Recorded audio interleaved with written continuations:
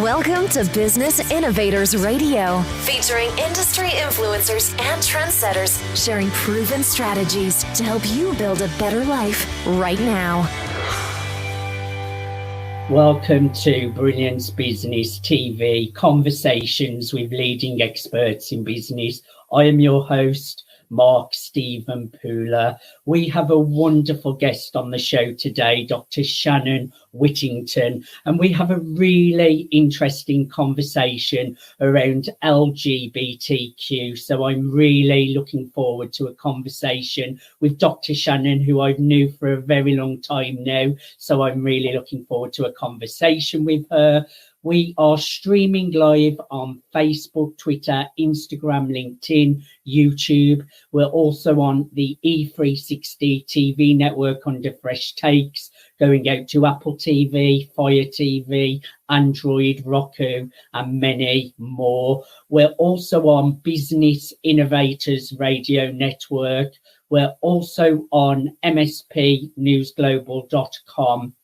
And our new hosts, where we are also featured, is Global USA Radio, TV and Television Network. So let's bring in our incredible guest, Dr. Shannon Whittington. Shannon, welcome to Brilliance Business TV after that long mouthful.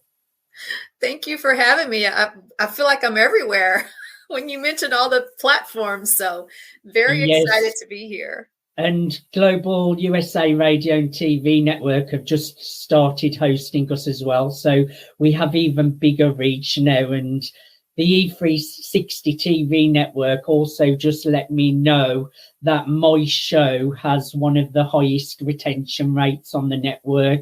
So people watching the show are staying all the way to the end.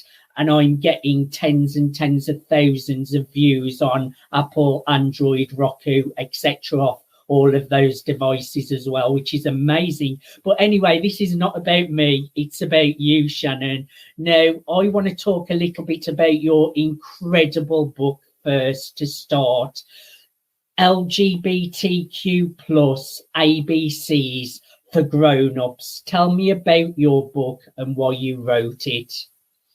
Well, it's a short read for people who might be a little bit clueless regarding the LGBTQ plus population. And it's also for people who are a part of the community, who often serve as a spokesperson for the community. And maybe they want to share this information in the book with their family members, their colleagues. So it's really a book for everyone, for those who are interested in learning more about us from this community. And it can be read in less than an hour, because I know everyone's busy and, you know, people don't have time a lot of times to read like really long books. So I made it short, simple. It's beautifully illustrated. And I've gotten some really good response from it. So, and I don't feel any pressure about the watch time now that you said people are staying on and you're getting all these watch hours. So no pressure at all, Mark. So firstly, the book is available on Amazon, so you can get LGBTQ plus ABCs for grown-ups on Amazon. Now, what is really interesting, and we was just talking about it before we come on to the show, why is it important? Why are pronouns so important, Shannon? And even myself, I had to have this explained to me by Shannon. Why she herself uses she and her. I didn't realize myself. So it is a thing that people are not aware of as well. Yeah, it really depends on, you know, your generation and what you're, you know, exposed to. When I was growing up, there was she or he, and that was it, you know, but nowadays that has expanded and people identify beyond the binary of male and female. So putting your pronouns in your signature or wherever you might be on your cards, or it just shows cultural humility, and it shows that you respect that there are pronouns beyond the binary of male and female.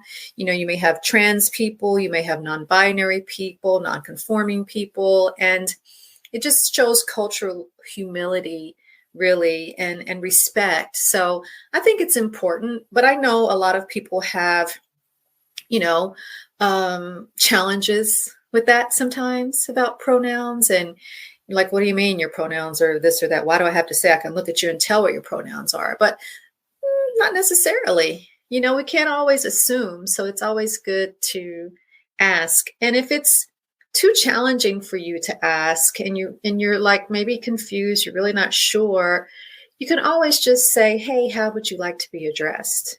Like I have a gender neutral name, Shannon. It can be for male or female. You see what I mean? I like that. That's a very polite way of saying it, because it's so easy as well to accidentally say things that people are not being offensive. Maybe they're just not aware of something, and it's quite easy to upset someone. I've done it myself, as I mentioned to you. So we do have to be careful of these things, don't we, Dr. Shannon? Yeah, we do. And, you're going to goof up. I mean, I work in this industry and I've goofed up myself.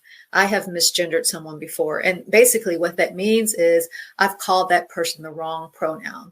Like I should have referred to them as he and I refer to them as she. And the easiest way to recover from that is to simply say, I didn't mean to misgender you. So don't stay stuck on it, right? Don't make it the theme of the conversation. It does normally feel like the theme of the conversation in your head when you have done something like that. It's kind of asking a woman if she's pregnant and she's not.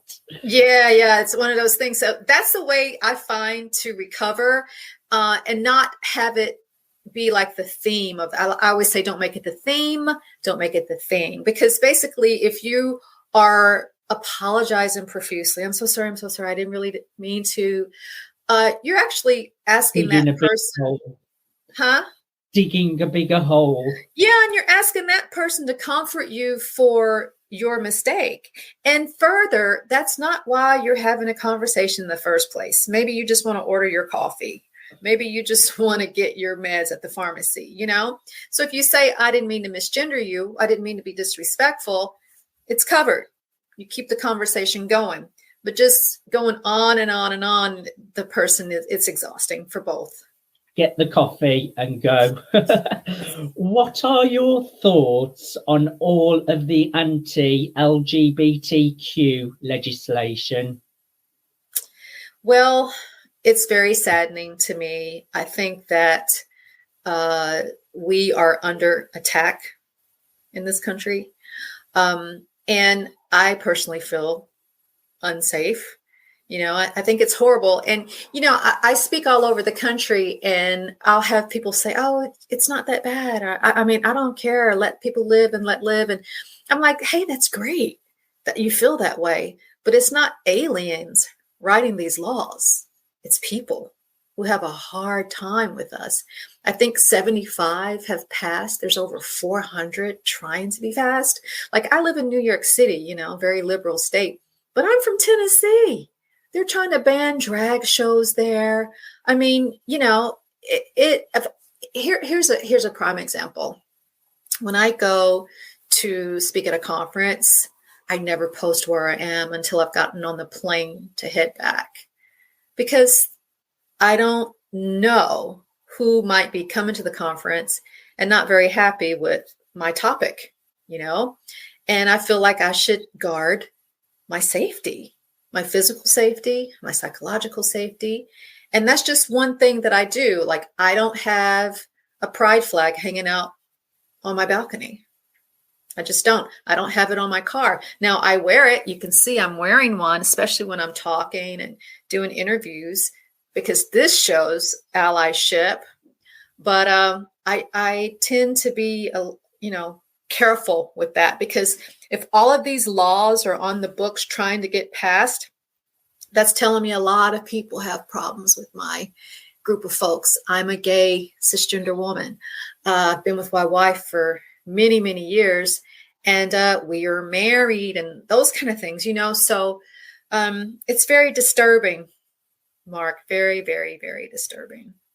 That like really does make me annoyed. It's kind of like going back 20 or 30 years to how things used to be. We should be moving forwards, not backwards.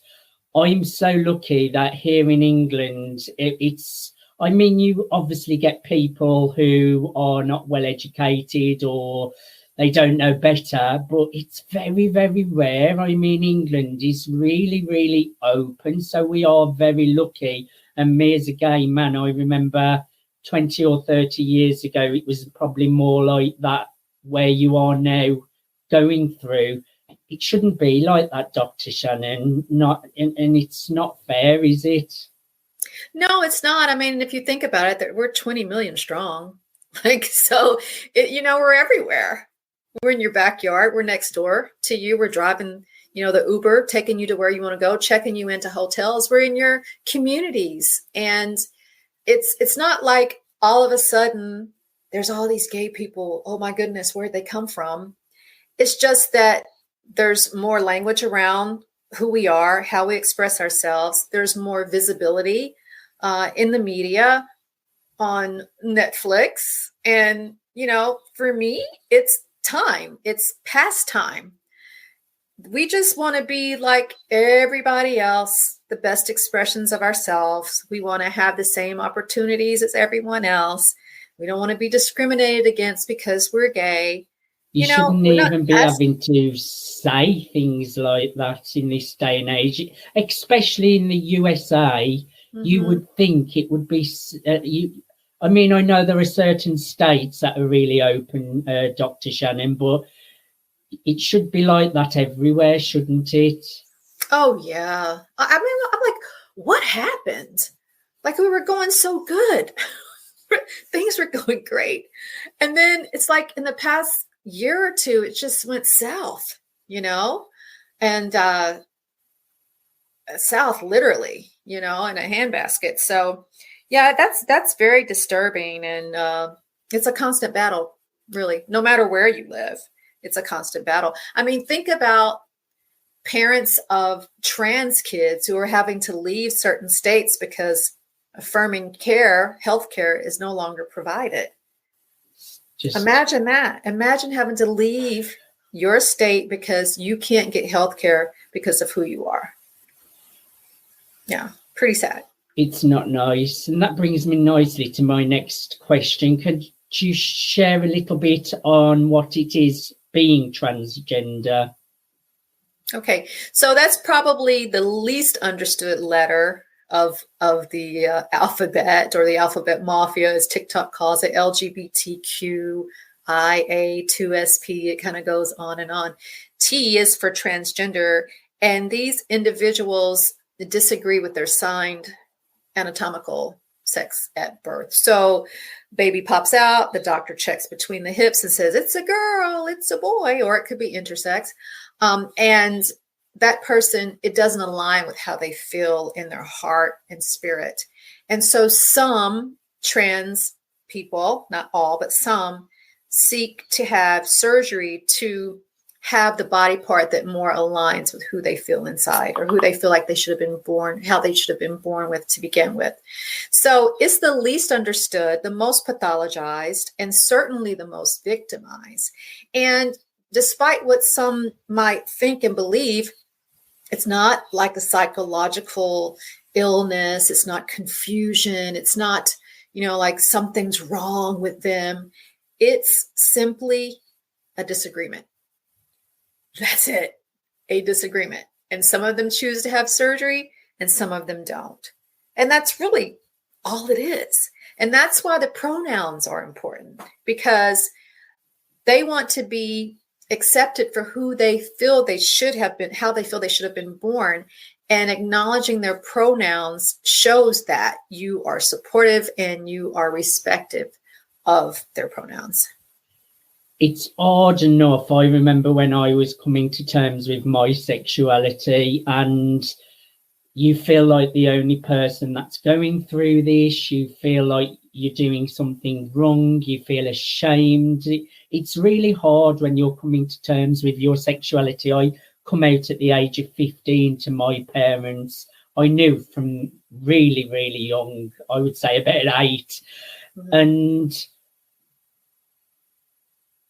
it's be so much harder for someone that's transgender as well, because of how they get victimized. And it's obviously not a decision that it's obviously not just a decision, it's who they are. Because if you could make a decision about that, you would choose just to be how you were born. And it's obviously something deeper than that, Dr. Shannon, because they have such a hard time. And yeah, it must, and they have a really hard journey as well. So I'm so glad that you are supporting them and really being an advocate for them as well, because the more people talk about it, the better it is understood as well. Yeah, you're right. It's very misunderstood. So my goal is to transform how healthcare is delivered to trans folks and LGBT in general, but specifically transgender individuals, because we're not taught that in school. I can tell you that right now. And also how organizations, corporations can embrace individuals from the trans community who may transition on the job. How do you handle that? That's my goal. And that's one of the reasons why I wrote the book, to really help with that. Because when I first started in this journey 7 years ago, you don't know what you don't know, and you don't know it, and I remember getting my master's and spending months at the Center for Transgender Medicine and Surgery here in New York, and just seeing trans folks come in like every 30 minutes. And I just really started to dig deep into my own knowledge deficits. And I would go back and say, hey, ask my nursing friends, do you know anything about this? Did you learn anything about that? And they would always say, no.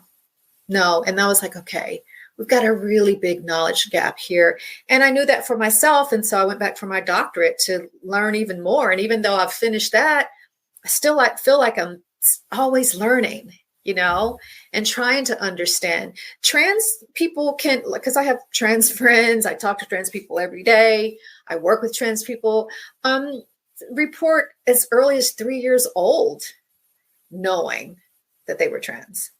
They may not have had the language for it. I remember one of my girlfriends who's trans, she said, when I was really little, I was walking by a store with my father, and I said, oh, Daddy, I want that doll. And he says, oh, no, baby, those are for girls. And this person was born male, and they said, but I am a girl. That young. I've heard of born male kids trying to castrate themselves at 6 years old, because that's not supposed to be there, as they say.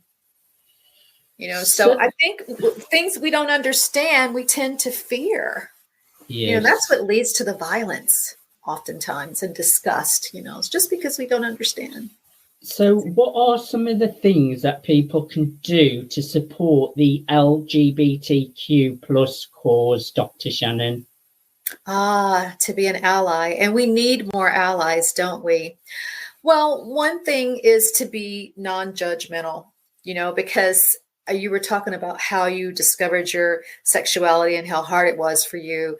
Well, it was very hard for me too. I grew up in a religious background, down south, Bible Belt, and I really felt like I didn't have anyone to talk to. And I came out really late, like in my 30s, late, because I just didn't know, what was going on really.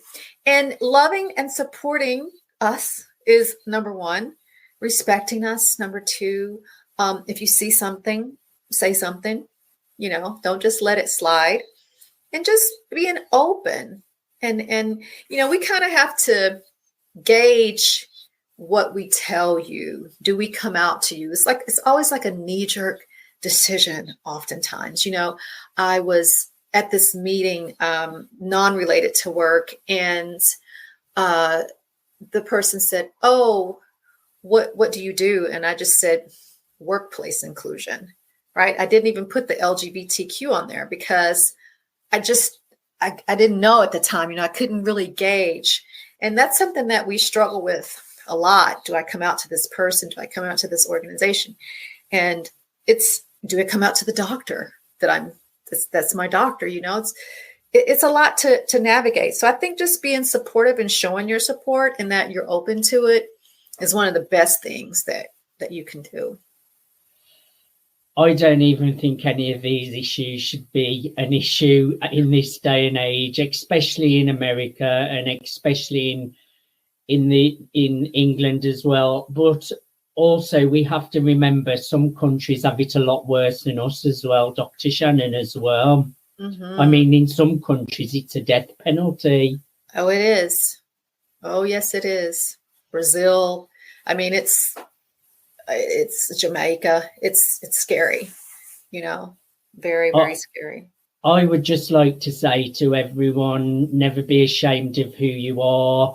Seek out a friend, a mentor, someone that you trust, a family member. Never, ever suffer in silence, never suffer alone.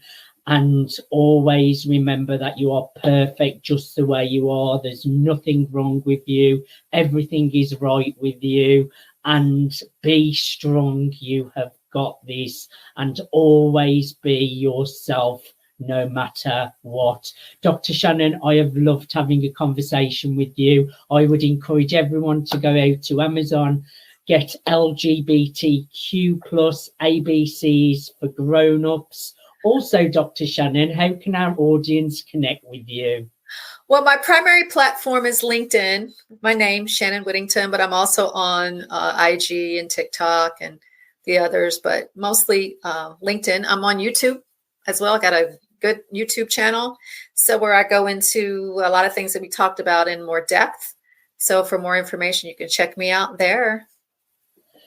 Dr. Shannon, I have thoroughly enjoyed having a conversation with you. Thank you so much for being my guest today. Thank you for having me. I've really enjoyed it. The pleasure has been all mine. Thank you, everyone, for joining us for Brilliance Business Tea. Thanks for listening to Business Innovators Radio. To hear all episodes featuring leading industry influencers and trendsetters, visit us online at businessinnovatorsradio.com today.